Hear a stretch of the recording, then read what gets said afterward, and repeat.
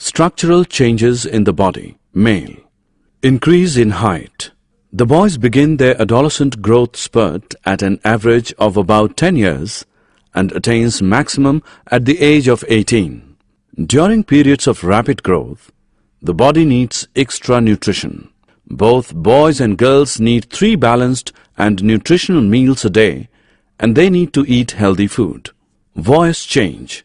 Under the influence of androgens, the voice box or larynx grows in both genders. This growth is far more prominent in boys, causing the male voice to drop and deepen. Full adult pitch is attained at an average age of about 15 years. When the larynx grows larger during puberty, it sticks out at the front of the throat. Body and facial hair. The appearance of hair in the areas of skin responds to action of androgens.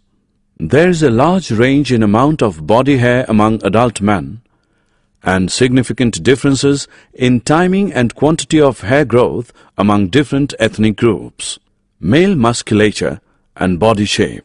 By the end of puberty, adult men have heavier bones and nearly twice as much skeletal muscle.